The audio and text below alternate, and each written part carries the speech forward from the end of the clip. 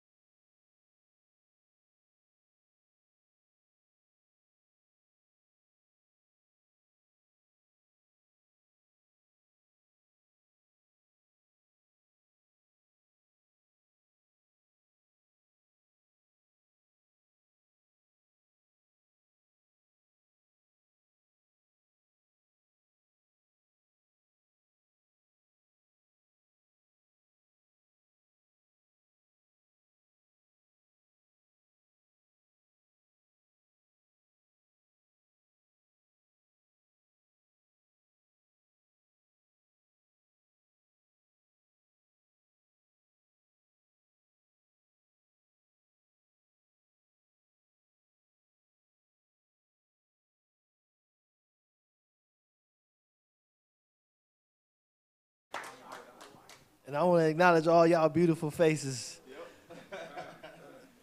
Y'all don't want to clap for yourselves?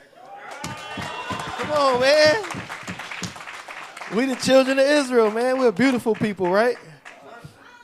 So tonight is the first night of Purim, Mordecai's Day. We're going to get into it. Are we live yet? All praises. So for our YouTube, Instagram, Facebook, our media group, this is True Nation Israelite Congregation. Tonight is first night of Purim. We're going to lesson Mordecai's Day. I'm Izar Allah. To my right is? Yashamar. To my left?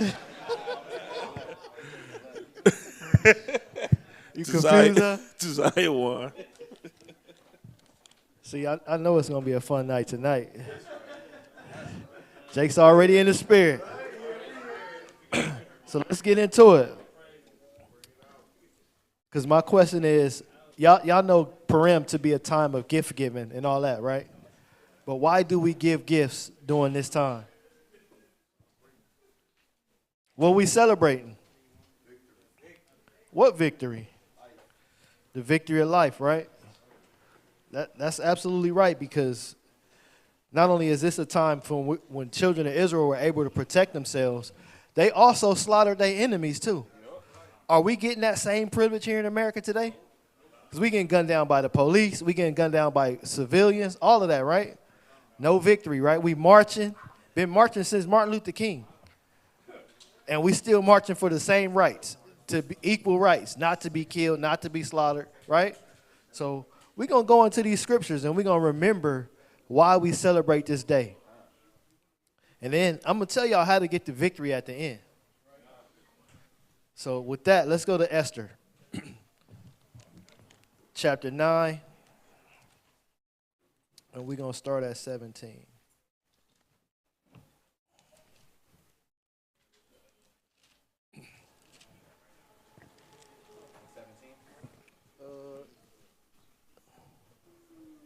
Yeah, you can start at 17.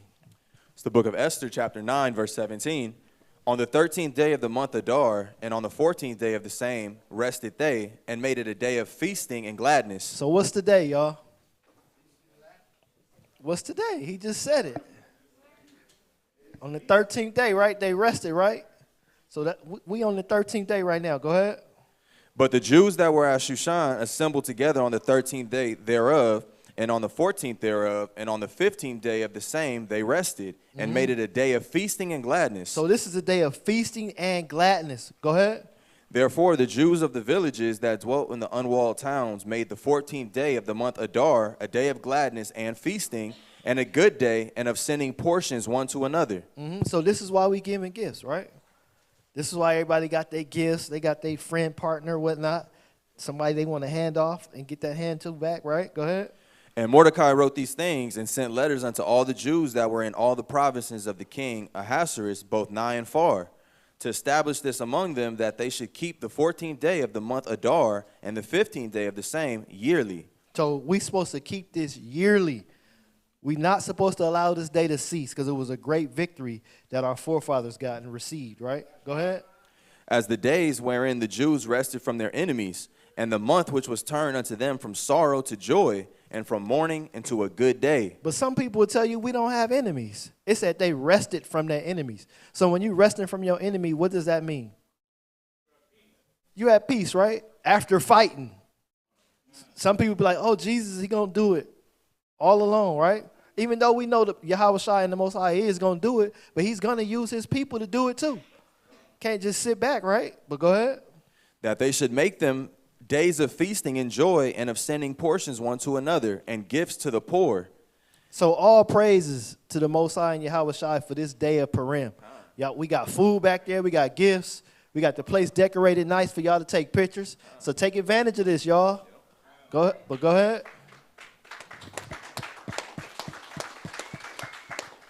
Verse 23, and the Jews undertook to do as they had begun, and as Mordecai had written unto them, because Haman, the son of Hammedatha, the Agagite, the enemy of all the Jews, had devised against the Jews to destroy them, and had cast Pur, that is, the lot, to consume them and to destroy them. So now y'all see why this day was called the day of Purim, right? Because Haman, the wicked Agagite, he wanted to kill all of us. Had he succeeded, would we be here today? Nope, but go ahead. But when Esther came before the king, he commanded by letters that his wicked device, which he devised against the Jews, should return upon his own head. So y'all know Hadassah, whose name was changed to Esther, she had to marry a king of another nation for our victory. Y'all know that, right? Right, but go ahead. And that he and his sons should be hanged on the gallows. Wherefore they called these days Purim, after the name of Pur. Therefore, for all the words of this letter, and of that which they had seen concerning this matter, and which had come unto them, the Jews ordained and took upon them, and upon their seed, and upon all such as joined themselves unto them, so as it should not fail, that they would keep these 2 days according to their writing, and according to their appointed time every year. So not only did the Jews do it, their seed had to partake in this. So this had to be written down for us to get it now, right? Because aren't we the seed of Abraham, Isaac, and Jacob? And the seed of these Jews who fought, right? Go ahead. And that these days should be remembered and kept throughout every generation, every family, every province, and every city. Nah, man, just a few of us.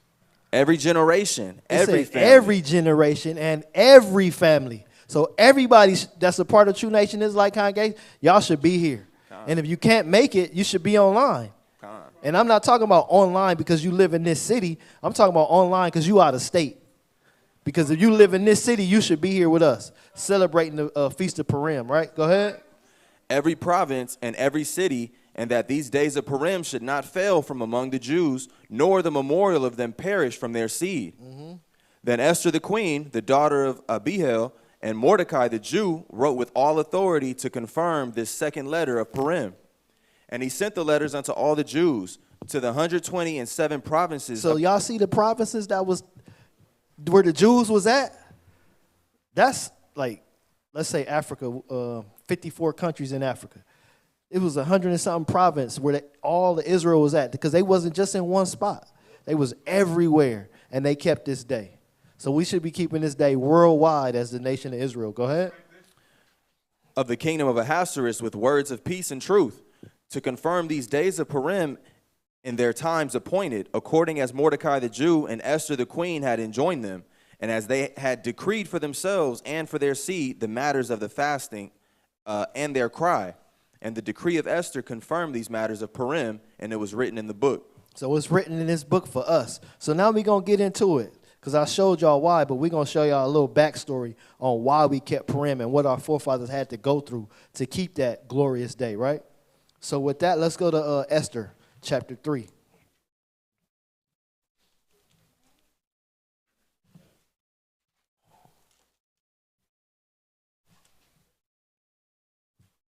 Esther chapter 3, I want to start at verse 13.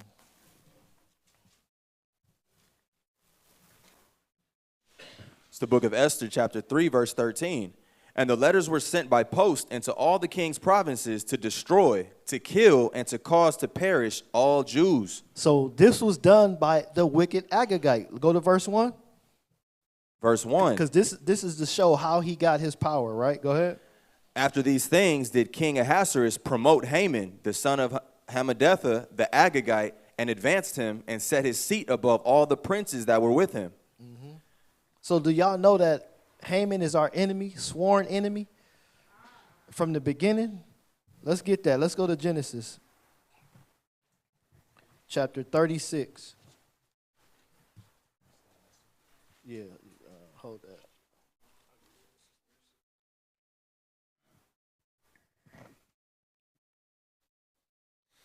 Genesis 36, I want 8 through 12. Genesis chapter 36 and verse 8. Thus dwelt Esau in Mount Seir. Esau is Edom. So who is Esau, y'all? Edom, right? This one louder? All right, go ahead. And these are the generations of Esau, the father of the Edomites in Mount Seir. These are the names of Esau's sons: Eliphaz, the son of Adah, the wife of Esau; Reuel, the son of Bashemath, the wife of Esau.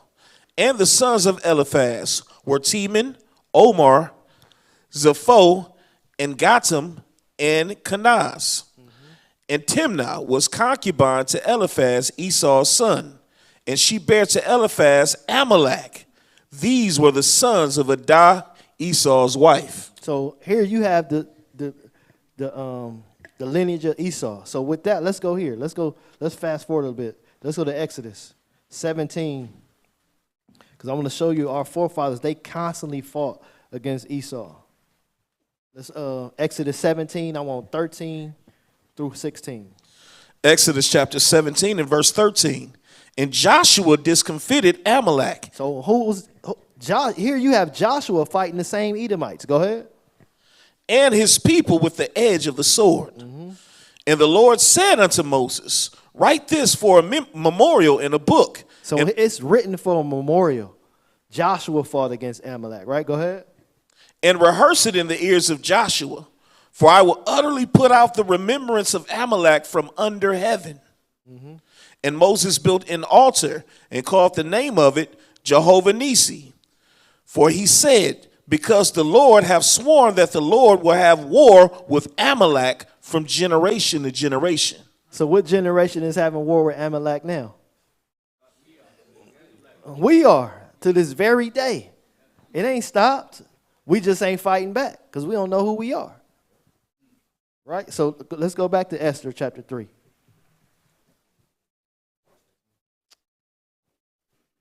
You can start at verse 2. Verse 2. And all the king's servants that were in the king's gate bowed and reverenced Haman, for the king had so commanded concerning him. But Mordecai bowed not, nor did him reverence. So there's our forefathers, Mordecai. That's what we're going to show you why it's called Mordecai's Day along with Purim. Because he was a valiant man who did not stand or bow to wicked men. But go ahead. Then the king's servants, which were in the king's gate, said unto Mordecai, why transgressest thou the king's commandment? Is it a transgression for us to bow down to other men? Especially wicked men? It is? No, it's not. We ain't supposed to bow to them, huh? Read that again. Then the king's servant, which were in the king's gate, said unto Mordecai, Why transgresseth thou the king's commandment? So Mordecai, he knew not to bow to his enemy, right? Go ahead. Now it came to pass, when they spake daily unto him, and he hearkened not unto them, that they told Haman to see whether Mordecai's matters would stand, for he had told them that he was a Jew. And when Haman saw that Mordecai bowed not, nor did him reverence, then was Haman full of wrath. Keep going. And he thought scorn to lay hands on Mordecai alone, for they had showed him the people of Mordecai. Wherefore Haman sought to destroy all the Jews that were throughout the whole kingdom of Ahasuerus, even the people of Mordecai. So here you have it. Mordecai being a Jew. And they showed him who his people was. Right? But go ahead. In the first month, that is the month Nisan, in the 12th year of King Ahasuerus, they cast pur, that is the lot, before Haman from day to day and from month to month, to the 12th month, that is the month Adar. And so that lot that Haman was casting was to kill us off, was to kill the children of Israel. But go ahead. And Haman said unto King Ahasuerus, There is a certain people scattered abroad and dispersed among the people in all the provinces of thy kingdom, and their laws are diverse from all people, neither keep they the king's laws. Therefore. So here you have Haman, he telling Ahasuerus, the king of the Persians, that, man, their laws are different from ours, and they're scattered amongst all your provinces. But he wanted to get rid of us, right? But go ahead. Therefore, it is not for the king's profit to suffer them. So he like, it's not good for them to live amongst us. So you might as well kill them.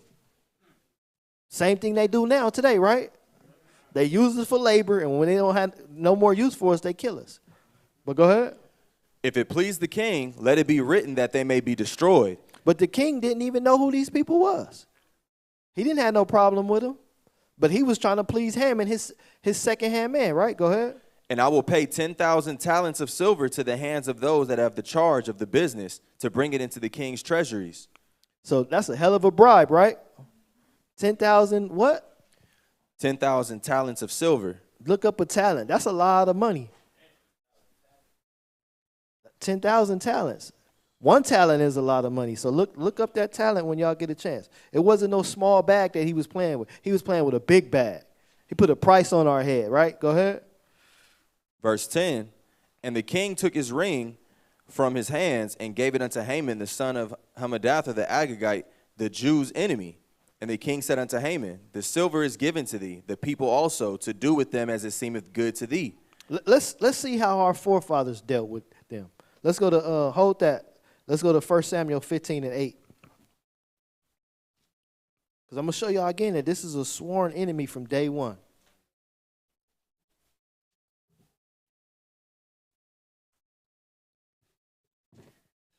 1 Samuel chapter 15 and verse 8. And he took Agag, the king of the Amalekites, alive, and utterly destroyed all the people with the edge of the sword. What was Saul supposed to do here? He was supposed to kill all of them, right? But he didn't. But go ahead. But Saul and the people spared Agag, and the best of the sheep, and of the oxen, and of the fatlings, and the lambs, and all that was good, and would not utterly destroy them. But everything that was vile and refused, and they destroyed utterly. Then came the word of Yahweh unto Samuel, saying, It repented me that I have set up Saul to be king. So it was grievous that the Most High set up Saul, because he didn't fulfill the mission. But go ahead. We're going to see who did fulfill the mission, right? Go ahead. For he has turned back from following me, and have not performed my commandments. And it grieved Samuel, and he cried unto the Lord all night. Now, this is a prophet of the Lord. It grieved him, and he cried all night. How many of y'all get grieved when an Israelite go wicked on us? Do y'all cry all night? Just from the smallest things, when they not keeping the law, they falling out, they causing discord and all that. Do y'all cry out? Because that's the stuff that's getting Israel put to death. This prophet, he cried out because he knew the situation that we was in at that time, and it wasn't good for us. Yep, and it was a king. Because when the king is wicked, what do the people do? They follow the king's orders, right? They start doing what the king do. Like, he's slacking, I'm a slack, right? Well, go ahead. And when Samuel rose early to meet Saul in the morning, it was told Samuel, saying, Saul came to Carmel, and behold, he set up a place, and it is gone about, and passed on, and gone down to Gilgal.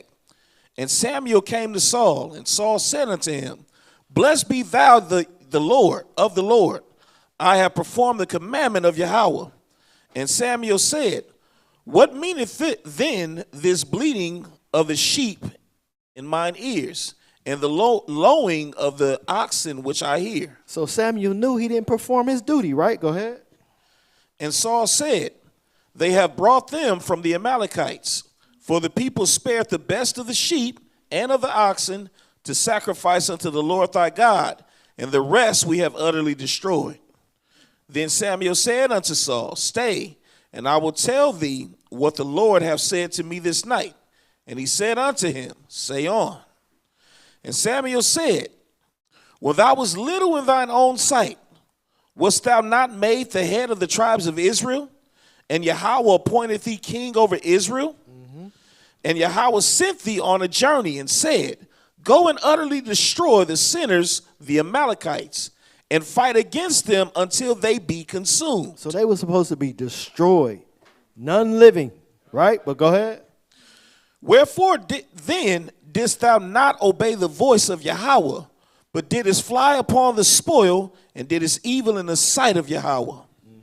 And Saul said unto Samuel, Yea, I have obeyed the voice of Yahweh, and have gone the way which Yahweh sent me, and have brought Agag the king of Amalek, and have utterly destroyed the Amalekites. But the people took of the spoil sheep and oxen, the chief of the things which should have been utterly destroyed, to sacrifice unto Yahweh thy God in Gilgal. And Samuel said, Hath the Lord as great delight in burnt offerings and sacrifices as in obeying the voice of Yahweh? Behold, to obey is better than sacrifice. So we know it's better to obey the Most High and do what he wants to do than sacrifice anything, right? So them spoils didn't mean nothing. He was supposed to finish the mission, right? But go ahead. And to hearken than the fat of rams. For rebellion is as the sin of witchcraft. Who's rebellious in here? That's a hard thing to swallow, right? It says rebellion is as the sin of witchcraft. What are we supposed to do to witches? Put them to death, right? So guess how the Most High felt about him at this time? He felt about Saul like, man, you rebellious, bro. You need to be dead. That's why he told him that, but go ahead. And stubbornness is as iniquity and idolatry. Because thou hast rejected the word of Yahweh, he have also rejected thee from being king. And Saul said unto Samuel, I have sinned, for I have transgressed the commandment of Yahweh and thy words, because I feared the people and obeyed their voice. Now therefore I pray thee, pardon my sin, and turn again with me, that I may worship Yahweh. And Samuel said unto Saul, I will not return with thee, for thou hast rejected the word of the Lord, and the Lord hath rejected thee from being king over Israel. Go ahead. And as Samuel turned about to go away, he laid hold upon the skirt of his mantle, and he rent. And Samuel said unto him, Yahweh hath rent the kingdom of Israel from thee this day, and have given it to a neighbor of thine that is better than thou. So you see, when we transgress, the Most High, he get us up out of there, right? But let's go to verse 32, because I want to show what happened to him. Can I bring something out? Yeah. Back in verse 23, I know a lot of people make reference to this particular scripture. And it says, for rebellion is as the sin of witchcraft, and stubbornness is as iniquity and idolatry. Question, what's being referenced right here?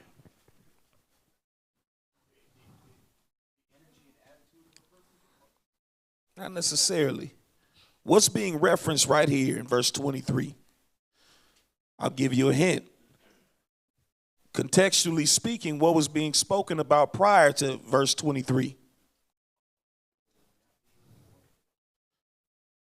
The Most High gave a specific order. And what did he tell Saul to do? Kill them all. And what did Saul do instead? He didn't kill everything, right? He didn't kill everything and everybody.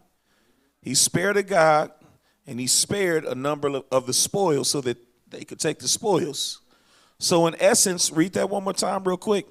For the rebellion is as the sin of witchcraft, and stubbornness is as iniquity. So he's not just randomly talking about any type of rebellion or any type of stubbornness. He's specifically talking about the act that Saul had just committed, which was simply what? Disobedience. When you find yourself in a place of disobedience, you're deemed what? Rebellious and stubborn. I just wanted to bring that out because some people make it a lot bigger than what it is. It's very big, but the simplicity of it all, he's saying when you disobey, when you sin, ultimately the wages of sin is what? I just want to bring that out. Absolutely. Great point. Read verse 32. Verse 32.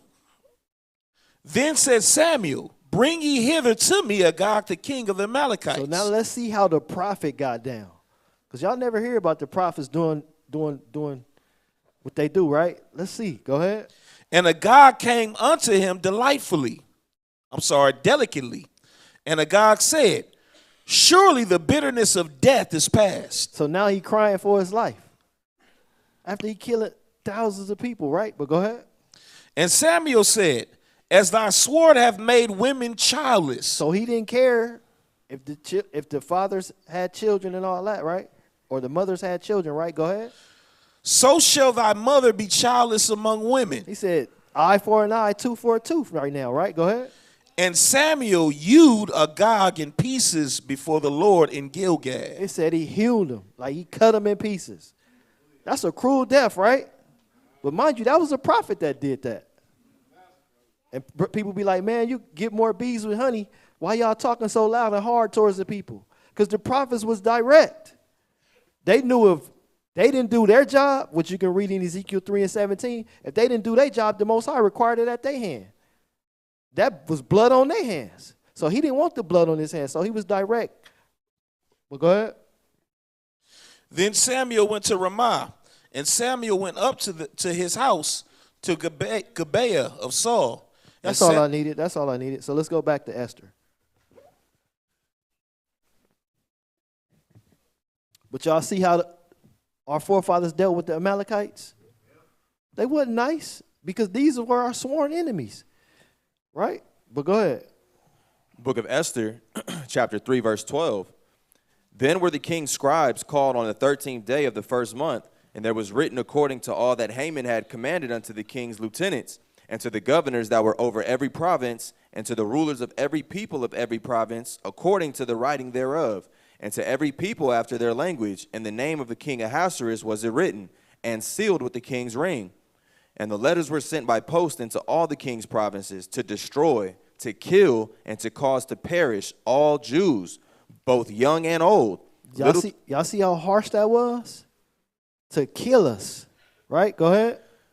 Both young and old, little children and women, in one day, even upon the 13th day of the 12th month, which is the month Adar, and to take the spoil of them for a prey. So nobody was going to be spared. And after they killed you, they was going to take all your goods. Right? So with that, let's go here. Let's go to Esther chapter 2.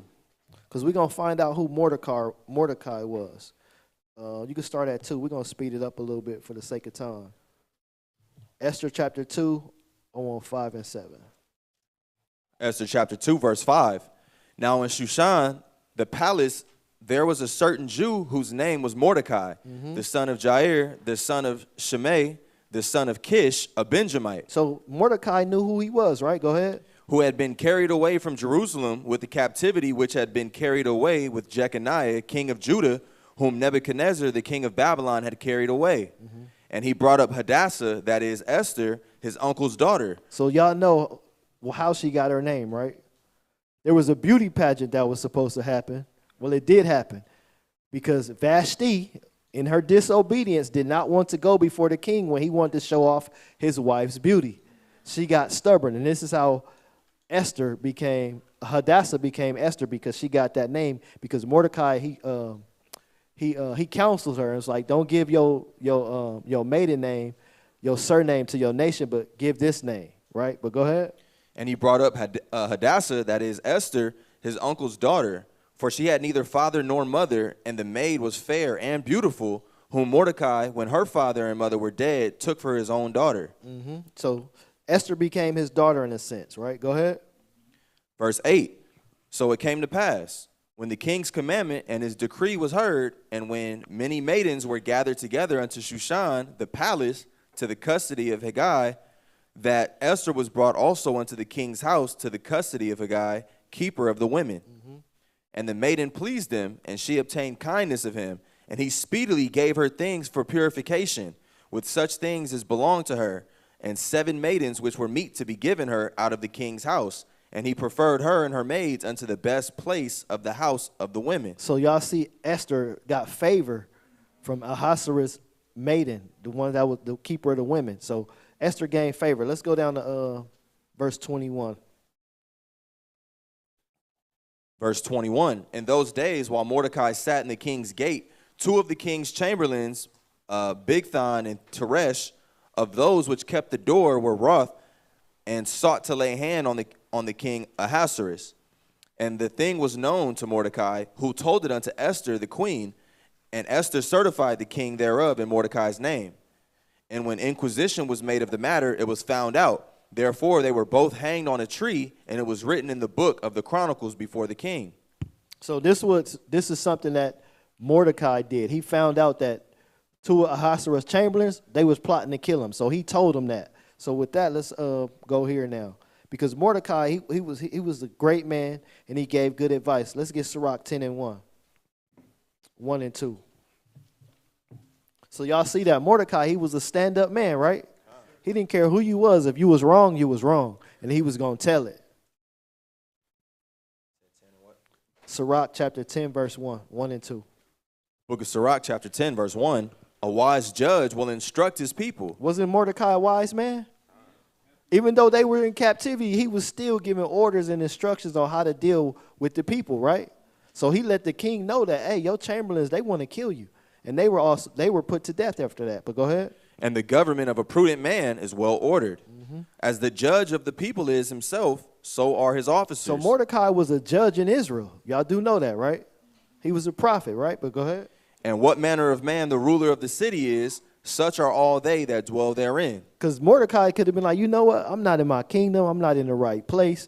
Whatever happens, happens. This king going to get put to death, and life going to go on, right? But he was like, nah, I got to tell the truth. I got to tell what's going to happen. Like some of us, we got to tell the truth, and we got to tell what's supposed to happen, right? So A, B, and C can get done, and judgment can go out righteously, right? So with that, let's go here. Let's go back to Esther chapter 3. Because we know Mordecai was a righteous man.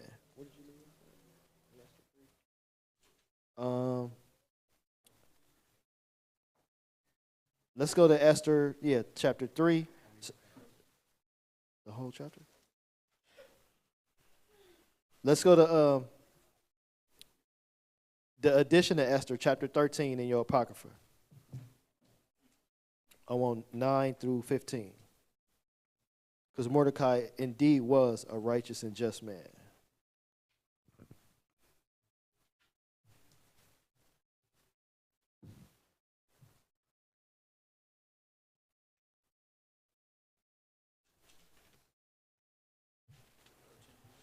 (13) and verse 9. Esther chapter 13 and verse 9. Saying, O Lord, Lord, the King Almighty, for the whole world is in thy power. And if thou hast appointed to save Israel, there is no man that can gainsay thee. For thou hast made heaven and earth, and all the wondrous things under the earth. Thou art Lord of all things, and there is no man that can resist thee, which art the Lord. Thou knowest all things, and thou knowest, Lord, that it was neither in contempt nor pride, nor for any desire of glory, that I did not bow down to proud Amon. So here you have Mordecai going before the Most High in prayer. he reminded the Most High who he is and what he did. How many of us remind the Most High what we did for him in our prayer? Y'all got to start reminding the Most High what you're doing for him, because he liked that in your prayers. But go ahead, For I could have been content with goodwill for the salvation of Israel to kiss the soles of his feet. So he was like, man, I'm not kissing the sole of Haman's feet. I'm not going to bow to no wicked man, right? But go ahead. But I did this, that I might not prefer the glory of man above the glory of God. Neither will I worship any but thee, O God. Neither will I do it in pride. And now, O Lord God and King, spare thy people, for their eyes are upon us to bring us to naught. We got to start praying like this, right? Because how are they killing us here in America? The food is poison, the water is poison, the air is poison. Even their vain philosophies are poisoned, right? But right, we got to remember how powerful the Most High is in our prayers, right? But go ahead. Verse 15 again. And now, O Lord God and King, spare thy people, for their eyes are upon us to bring us to naught. Yea, they desire to destroy the inheritance that hath been thine from the beginning. So who's the Most High inheritance? Israel. It's like Haman wanted to destroy us. You chose us from the beginning. So with that, let's go here. Let's go to Exodus 20. I want 3 through 5. Because Haman didn't bow to the wicked, right?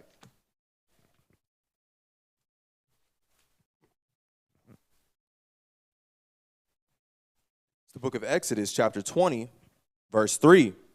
Thou shalt have no other gods before me. So Mordecai knew that Haman was trying to take the Most High's place and have men bow before him, right? But go ahead. Thou shalt not make unto thee any graven image or any likeness of anything that is in heaven above, or that is in the earth beneath, or that is in the water under the earth. Thou shalt not bow down thyself to them, nor serve them.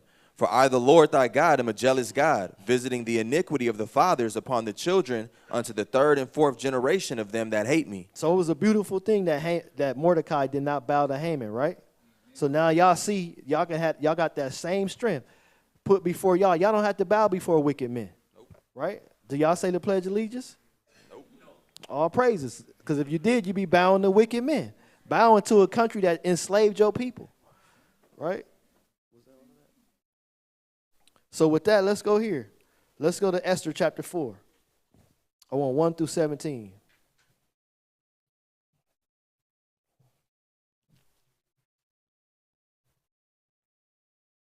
Because we're going to see, man,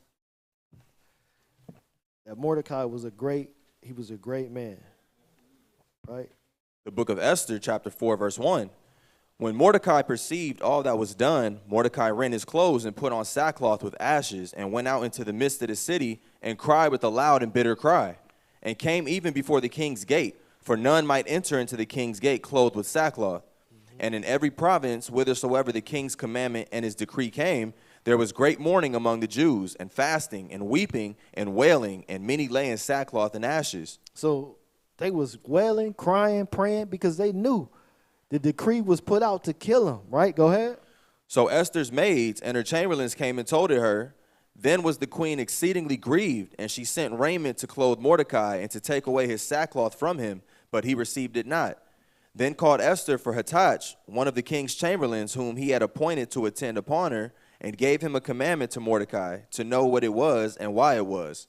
So Hattach went forth to Mordecai unto the street of the city, which was before the king's gate. And Mordecai told him all that had happened unto him, and of the sum of the money that Haman had promised to pay to the king's treasuries for the Jews to destroy them. So that's that price on our head again. So he giving his word to Esther now, right?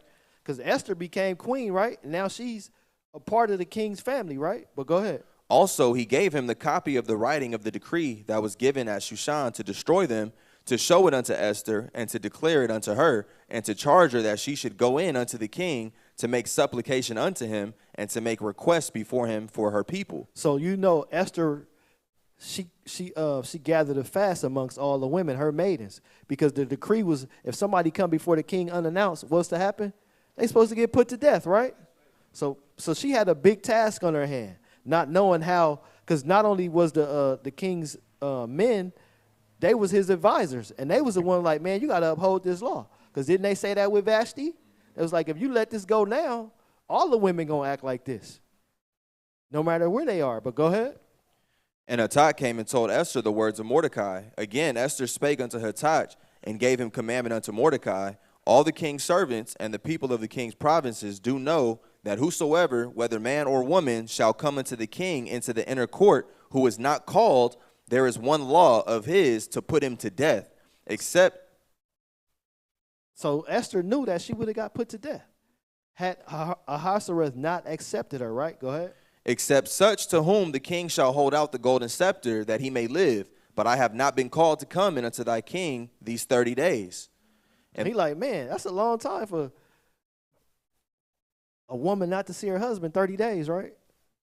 He ain't called her for 30 days. So just imagine how she felt. Like, man, he ain't called me for these 30 days. I don't know what's going on. And now we got this problem, and my uncle was asking me to go before the king, which could possibly, I could lose my life. But let's see how she returned the favor. Go ahead. And they told to Mordecai Esther's words. Then Mordecai commanded to answer Esther, think not with thyself that thou shalt escape in the king's house more than all the Jews. For if thou altogether holdest thy peace at this time, then shall their enlargement and deliverance arise to the Jews from another place, but thou and thy father's house shall be destroyed. He was like, don't even think that you're not going to escape, because Haman know who you are. Even though you the king's wife, you still can get put to death, being that Haman was an enemy to Israel. So with that, let's go to Esther 5 and 9 through 14. Esther chapter 5, verse 9. Then went Haman forth that day, joyful and with a glad heart. But when Haman saw Mordecai in the king's gate, that he stood not up, nor moved for him, he was full of indignation against Mordecai. So this Edomite was happy because his decree was put in effect, and it was stamped by the king, by his signet, right? But go ahead. Nevertheless, Haman refrained himself, and when he came home, he sent and called for his friends and Zeresh his wife. And Haman told them of the glory of his riches and the multitude of his children and all the things wherein the king had promoted him. And because Haman, he knew the day was coming where he can get revenge on the children of Israel. That's why he was happy. He was like, you know what, Mordecai, I'm going to let you slide right now because your day is coming, right? But go ahead. And how he had advanced him above the princes and servants of the king. Haman said, moreover, yea, Esther the queen did let no man come in with the king unto the banquet that she had prepared but myself. But he didn't know he was getting set up, right? Go ahead. And tomorrow I am invited unto her also with the king. Yet all this availeth me nothing, so long as I see Mordecai the Jew sitting at the king's gate. So he was like, man, as long as Mordecai there, I don't know. Mordecai really vexed him because Mordecai didn't bow to him. How many of y'all, when y'all was in the world, when somebody didn't bow to y'all, and y'all knew y'all wanted to bow to y'all got vexed. Y'all was mad. Like, man, you beneath me. And they was talking to you crazy. So just imagine how Haman felt, right? Verse go ahead. 14. Then said Zeresh his wife and all his friends unto him, let a gallows be made of 50 cubits high, and tomorrow speak thou unto the king, that Mordecai may be hanged thereon. Then go thou in merrily with the king unto the banquet. And the thing pleased Haman, and he caused the gallows to be made. So he had these gallows made after getting counsel from his wife, from his family. He like, man, make something to hang that dude. But let's see what happened. Let's go to chapter 6. Start at verse 1. Verse 1, on that night could not the king sleep, and he commanded to bring the book of records of the chronicles, and they were read before the king. So the king is Ahasuerus. He could not sleep. And something was on his mind. It was bothering him, right? But go ahead. And it was found written that Mordecai had told of Bigthana and Teresh, two of the king's chamberlains, the keepers of the door, who sought to lay hand on the king Ahasuerus. And the king said, what honor and dignity hath been done to Mordecai for this? So as you can see, he remembering what happened, because his life would have been taken. That's why he couldn't sleep. Like, man, I got to do something right for this man that helped save my life, right? Go ahead. Then said the king's servants that ministered unto him, there is nothing done for him. Mm-hmm. And the king said, who is in the court? Now Haman was coming to the outward court of the king's house to speak unto the king to hang Mordecai on the gallows that he had prepared for him. Y'all see how the Most High work? He like, man, I want to hang Mordecai. But the king like, man, I want to honor him. Go ahead. And the king's servant said unto him, Behold, Haman standeth in the court. And the king said, Let him come in. So Haman came in, and the king said unto him, What shall be done unto the man whom the king delighteth to honor? Now Haman thought in his heart, To whom the king delighteth to do honor more than to myself. And Haman answered the king, For the man whom the king delighteth to honor, let the royal apparel be brought which the king useth to wear. So he thought he was talking about himself, right? But he wasn't. But go ahead. And the horse that the king rideth upon, and the crown royal which is set upon his head. And let this apparel and horse be delivered to the hand of the one of the king's most noble princes, that they may array the man withal whom the king delighteth to honor, and bring him on horseback through the street of the city, and proclaim before him, Thus shall it be done to the man whom the king delighteth to honor. So just imagine if he really got that recognition, how he really would have felt. Like the king really loved him. That's like one of y'all in here, right? Jay-Z come be like, Hey, man, come ride with me. Y'all know the whole world going to be on y'all, Jock. They're going to be like, Man, he was with Jay-Z. What'd you say? How did he go, right? Or you was with Oprah. Or you was with the president. How did he go? Everybody going to know, like, that's a stamp of approval, right? Y'all know, because y'all get the blue checks on, what's that, Instagram? You supposed to be like somebody, you get the blue check, right? So he would have been the man had he rolled around with the king's robe on and on the king's horse. Everybody been like, man, he really, Ahasuerus is really for him. But let's see, go ahead. Verse 10, Then the king said to Haman, Make haste and take the apparel and the horse, as thou hast said, and do even so to Mordecai the Jew. Man, his blood was boiling, right? He really turned red that day. Because he had to go give honor to somebody that he hated. And just made a gallows to hang him on. He like, man, I'm supposed to be hanging this dude. Now I'm parading this dude around the city. So guess what that did for Mordecai? Him already being righteous, it really gave him that much more recognition. And the people seen like, man, he didn't bow. The Most High blessed him. Right? Go ahead. Mordecai the Jew that sitteth at the king's gate, let nothing fail of all that thou hast spoken. So hold that. Let's get Psalms 23, 1 through 6, but hold that.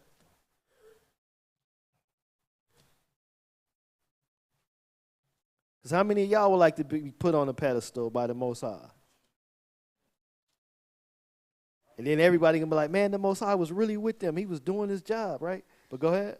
Psalms chapter 23 and verse 1.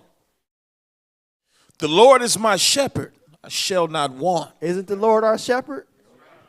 The Most High put Mordecai up, right? Go ahead. He maketh me to lie down in green pastures. He leadeth me beside the still waters. He restoreth my soul. Aren't we in that, getting our soul restored through the wisdom, knowledge, and understanding of the Most High, right? Go ahead. He leadeth me in the paths of righteousness for his name's sake. Mordecai was a righteous man, right? Go ahead. Yea, though I walk through the valley of the shadow of death. Imagine how Mordecai felt. He was in the valley of the shadow of death. He had a decree on his head with a bag by a wicked Edomite, right? To be put to death and his whole nation, right? But go ahead. I will fear no evil. He didn't fear no evil. He didn't bow every time the Edomite came before him and was like, bow. He didn't do it, right? Go ahead.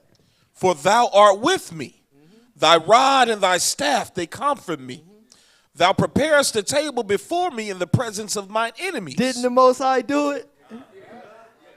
Man, he walking around with the king's robe on and on his horse, right? Go ahead. Thou anointest my head with oil. My cup runneth over. Surely goodness and mercy shall follow me all the days of my life, and I will dwell in the house of the Lord forever. That's right. That's right. So let's go back to Esther chapter 6. Verse 11, Esther chapter 6, verse 11. Then took Haman the apparel and the horse and arrayed Mordecai and brought him on horseback through the street of the city and proclaimed before him, Thus shall it be done unto the man whom the king delighteth to honor. Wasn't it done? He prepares the table before him in the presence of his enemies, right? Go ahead. And Mordecai came again to the king's gate, but Haman hasted to his house mourning and having his head covered. So now he mad, right? But go ahead. And Haman told Zeresh, his wife, and all his friends everything that had befallen him. So let's see the revelations that his wicked wife got. Because at first she was like, make this gallows and hang him and kill him, right? But now let's see what she said.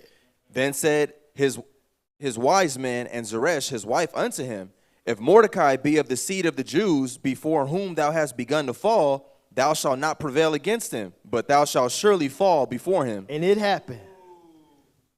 So the Most High, he give the wicked that same revelation. Like, you trying to destroy this man, I'm going to put him up. Right? But go ahead. And while they were yet talking with him, came the king's chamberlains and hasted to bring Haman unto the banquet that Esther had prepared. So let's go to chapter 7. Let's see this banquet, what happened, right? Yeah, you can start at verse 1. So the king and Haman came to banquet with Esther the queen. And the king said again unto Esther on the second day at the banquet of wine, what is thy petition, Queen Esther? And it shall be granted thee. And what is thy request? And it shall be performed, even to the half of the kingdom. And Esther the queen answered and said, if I have found favor in thy sight, O king, and if it please the king, let my life be given me at my petition, and my people at my request. For we are sold, I and my people, to be destroyed, to be slain, and to perish. But if we had been sold for bondmen and bondwomen, I had held my tongue, although the enemy could not countervail the king's damage. So y'all see that? She was like, I was sold for a bondman and bondwomen. Nothing wouldn't have happened to us, but he wanted to kill us. Right? But go ahead. Then the king Ahasuerus answered and said unto Esther the queen, who is he and where is he that durst presume in his heart to do so? Man, I wish I could have seen the look on Haman's face when he found out. Right? Go ahead. And Esther said, the adversary and enemy is this wicked man. No, she said the homie. The adversary and enemy. She said the adversary and enemy. Man, that's somebody totally against you on all levels. She didn't have no peace, no reserve for him. She's like, man, this dude wants to kill us, right? Go ahead. The adversary and enemy is this wicked Haman. Then Haman was afraid before the king and the queen. He was cool. Then Haman was afraid before the king and queen. This wicked Haman. And then he was what? Afraid. Then he was afraid, but go ahead. And the king, arising from the banquet of wine in his wrath, went into the palace garden. And Haman stood up to make request for his life to Esther the queen, for he saw that there was evil determined against him by the king. Then the king returned out of the palace garden into the place of the banquet of wine, and Haman was fallen upon the bed whereon Esther was. Then said the king, will he force the queen also before me in the house? So he was begging for his life on Esther's bed. Now he's like, man, what the hell you doing? You gonna force my wife to be with you in my castle? Right, go ahead. As the word went out of the king's mouth, they covered Haman's face. And Harbana, one of the chamberlains, said before the king, behold also, the gallows 50 cubits high, which Haman had made for Mordecai, who had spoken good of the king, standeth in the house of Haman. Then the king said, hang him thereon. Hang him. But let's see what else happened, right? Go ahead. So they hanged Haman on the gallows that he had prepared for Mordecai. Then was the king's wrath pacified. All praises. So with that, let's go to chapter 8 and 1. We almost done, y'all. On that one part in verse 8, when it says, then said the king, will he force the queen also to be also before me in the house? What he was saying was Haman was doing so much to the point where we would say he was doing too much. He's sitting up there, oh, please, please, please. But he's all on the bed. He's like, come on, man, you doing too much. Crying and begging for his life. Yeah, so that's what he meant. Like you gonna go as far as to, violate this space that should be between us and you. Yeah, go ahead. Chapter 8, verse 1.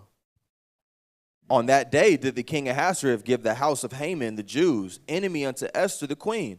And Mordecai came before the king, for Esther had told what he was unto her. Hold up. It said, on that day, King Ahasuerus gave the house of Haman, the Jews' enemy, unto Esther. So everything he had got stripped from him, right? Go ahead. And the king took off his ring, which he had taken from Haman, and gave it unto Mordecai. Now Mordecai, he getting blessed before his enemies again. Now he got the signet. He's the right-hand man to Ahasuerus the king, right? Go ahead. And Esther set Mordecai over the house of Haman. And Esther spake yet again before the king, and fell down at his feet, and besought him with tears to put away the mischief of Haman the Agagite, and his device that he had devised against the Jews. Then the king held out the golden scepter toward Esther, So Esther arose and stood before the king and said, if it please the king, and if I have found favor in his sight, and the thing seem right before the king, and I be pleasing in his eyes, let it be written to reverse the letters devised by Haman, the son of Hammedatha, the Agagite, which he wrote to destroy the Jews which are in all the king's provinces. Y'all know this right here sounds like Deuteronomy 31-8, when the Most High said, all these curses I put on you, that's on you, I'll put on your enemies. This happened right here. Israel was supposed to be put to death, and they gained life, and they gained the ability to defend themselves. Go ahead. For how can I endure to see the evil that shall come unto my people, or how can I endure to see the destruction of my kindred? Then the king Ahasuerus said unto Esther the queen, and to Mordecai the Jew, behold, I have given Esther the house of Haman, and him that have they hung upon the gallows, because he laid his hand upon the Jews. Write ye also for the Jews, as it liketh you, in the king's name, and seal it with the king's ring. For the writing which is written in the king's name and sealed with the king's ring may no man reverse.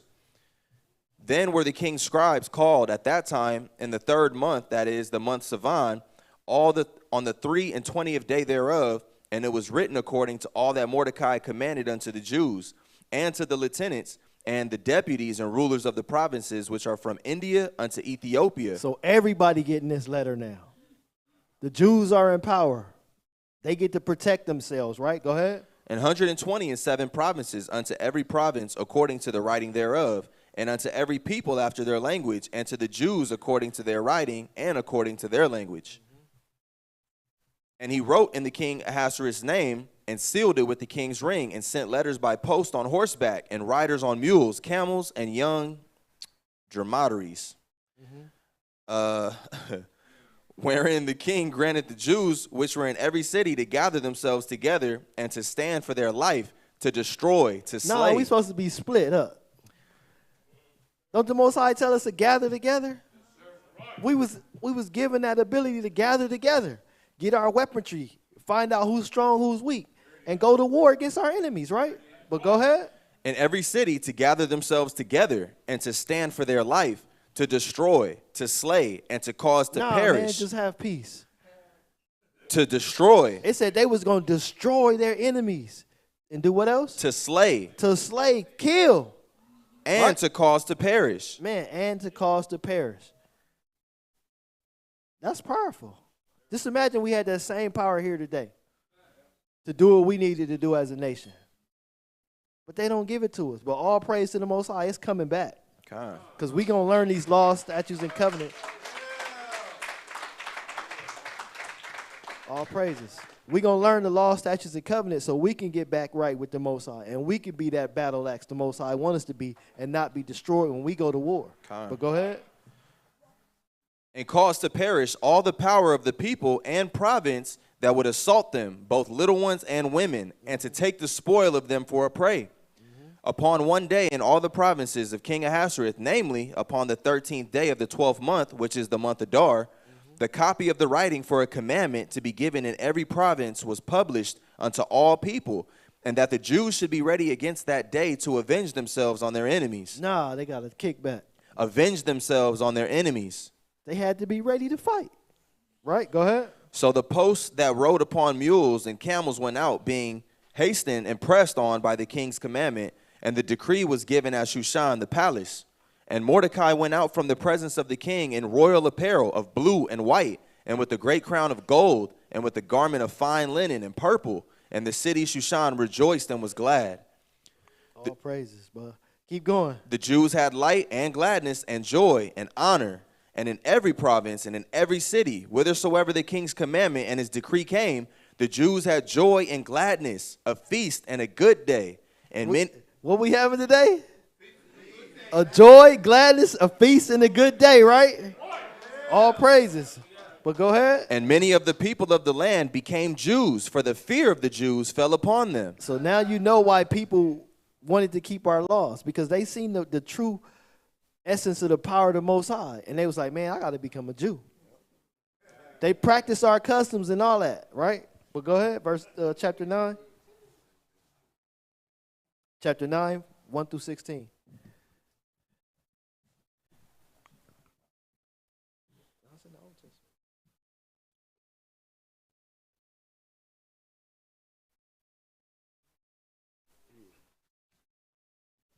Chapter 9, verse 1.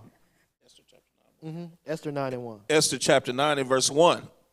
Now in the 12th month, that is the month of Adar, on the 13th day of the same, when the king's commandment and his decree drew near to put in execution, in the day that the enemies of the Jews hoped to have power over them, though it was turned to the contrary, that the Jews had rule over them that hated them. Know that we also in this month, right?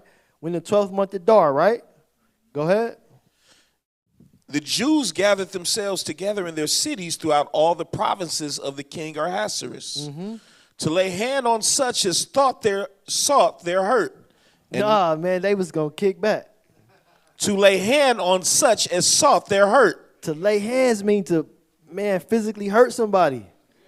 Didn't Nehemiah say the same thing? If y'all come before the gate again, I'm going to lay hands on y'all. Just imagine the whole nation ready to put in work, ready to lay hands on their enemies, right? Go ahead. And no man could withstand them, for the fear of them fell upon all people. So nobody could withstand us. Just imagine everybody in this world find out the children of Israel, the Most High is on their side, and y'all better not touch them because they coming, right? How would y'all feel? Y'all will feel good, right? But all praises because our forefathers went through that, so we can see the power of the Most High because it's coming back, like I said, right? Go ahead. And all the rulers of the provinces and the lieutenants and the deputies and the officers of the king helped the Jews because the fear of Mordecai fell upon them. For Mordecai was great in the king's house, and his fame went out throughout all the provinces. For this man Mordecai waxed greater and greater. Thus the Jews smote all their enemies with the stroke of the sword. No, they just relaxed. Thus the Jews smote all their enemies with the stroke of the sword. So they killed their enemies. They didn't say, oh, no, man, that wasn't nothing. They get to live. No, they killed them. This right here in your Bible, right? But go ahead. And slaughter and destruction, and did what they would unto those that hated them. So just imagine if y'all could do this to everybody that hated y'all. Don't America got a no bullying policy? But when do the bully stop? Once he get beat up. The beating stopped. The hate stopped once they got beat up, once they got killed. Right? Go ahead. And in Shushan, the palace, the Jews slew and destroyed 500 men. So they everywhere doing this, not just in one place. Right? Go ahead. And Parshan Datha and Dalphon and Aspatha and Poratha and Adalia, Slakia, and Aradatha and Parmashata, I know I'm butchering it, and Arisai and Aradai and Vajezatha, the 10 sons of Hamath, the son of Hamathadah, the king of the Jews, slew they. So all of Haman's sons got killed. They already killed Haman. Why did they have to kill all his sons? Because your sons are your avengers. And they knew that. It's like, man, they got to go. But go ahead. But on the spoil laid they not their hand. On that day, the number of those that were slain in Shushan, the palace, were brought before the king. Keep going up. And the king said unto Esther the queen. Now let's see how Ahasuerus, the king, let's see how he rolled. Because he wasn't mad, right? Go ahead. The Jews have slain and destroyed 500 men in Shushan the palace, and the 10 sons of Haman. What have they done in the rest of the king's provinces? Now what is thy petition? And it shall be granted thee. Or what is thy request further? And it shall be done. Did he stop and say that's enough? Kings understand war, right? What they call the Most High? A man of war, right? But go ahead. Then said Esther, if it please the king, let it be granted to the Jews which are in Shushan to do tomorrow also according unto this day's decree. Esther, a rider. She could have been like, you know what, I'm done. All the killing is cool. She was like, no, I got to make sure the mission is complete. Read that again, huh? Then said Esther, if it please the king, let it be granted to the Jews which are in Shushan to do tomorrow also according unto this day's decree. He said they're going to do it again. Go ahead. And let Haman's 10 sons be hanged upon the gallows. And the king commanded it to be to be done. He was like, hey, baby, go ahead. I feel you. I see your pain. Go ahead. And the decree was given at Shushan, and they hanged Haman's 10 sons. For the Jews that were in Shushan gathered themselves together on the 14th day also of the month of Adar. What we doing? Happy Purim, y'all. Happy Purim, y'all.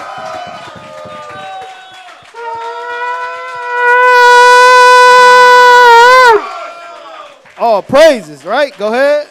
And slew 300 men at Shushan. But on the prey they laid not their hand. But the other Jews that were in the king's provinces gathered themselves together and stood for their lives, and had rest from their enemies, and slew of their foes 70 and 5,000. So they continuously killing, right? But go ahead. But they laid not their hands on the prey. On the 13th day of the month Adar, and on the 14th day of the same rested they, and made it a day of feasting and gladness. All praise to the Most High and Yahweh Shai for the day of feasting and gladness, which is Purim, right? Go ahead. But the Jews that were at Shushan assembled together on the 13th day thereof, and on the 14th day thereof, and on the 15th day of the same they rested, and made it a day of feasting and gladness. Therefore the Jews on the villages that dwelt in the unwalled towns made the 14th day of the month Adar a day of gladness and feasting, and a good day, and of sending portions to one another. Y'all got y'all portions for everybody? Y'all got y'all gifts ready? All praises. Go ahead. And Mordecai wrote these things and sent letters unto all the Jews that were in all the provinces of the king Ahasuerus, both nigh and far, to establish this among them, and that they should keep the 14th day of the month Adar and the 15th day of the same yearly. So we keeping this yearly, right? All praises. Are we going to stop? Go ahead. As the days wherein the Jews rested from their enemies, and the month which was turned unto them from sorrow to joy. So y'all see where the joy came from? We was getting ready to be put to death, but now we living.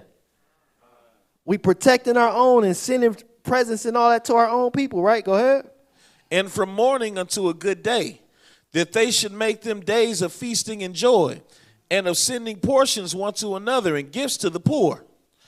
And the Jews undertook to do as they had begun, and as Mordecai had written unto them, because Hamath, the son of Ammedatha, the Agagite, the enemy of the Jews, had devised against the Jews to destroy them, and had cast Pur, that is, the lot, to consume them and to destroy them. So they wanted to destroy us, but now it's a day of gladness for us.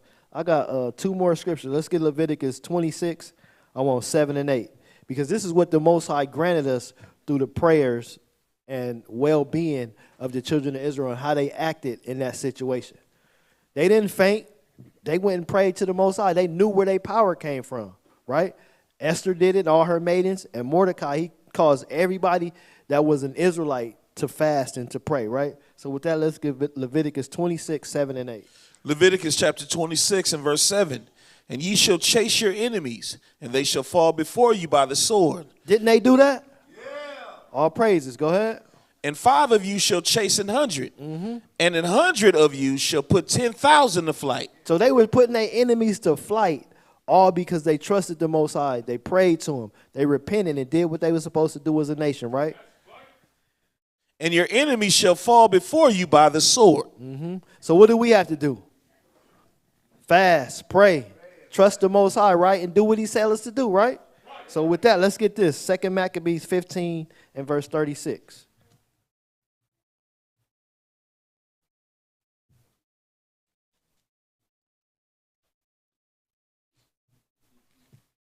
Second Maccabees 15 and 36. 2 Maccabees chapter 15 and verse 36. And they ordained all with a common decree in no case to let that day pass without solemnity. So we not letting this day pass, right? Without a solemnity, a feast, right? Go ahead.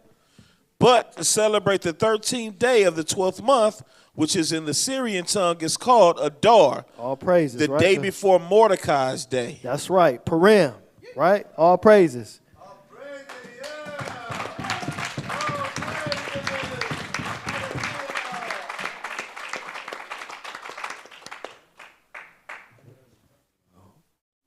Announcements. Before I have an announcement to make. All praise be to the Heavenly Father.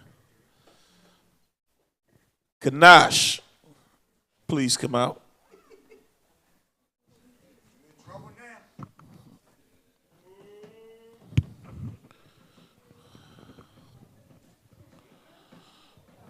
Please come down here and stand before the people.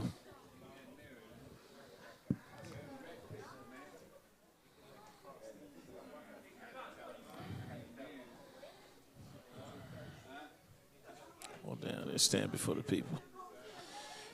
All right. You could turn around and face the people. So, one thing about this brother right here, all right? Brother's been with us for quite some time. All praise be to the Heavenly Father. All right, brother, has definitely been a good brother. And he's also been through his own set of trials and tribulations. And the brother, at some point, not too long ago, found interest in someone who also found interest in him. And they began a courtship.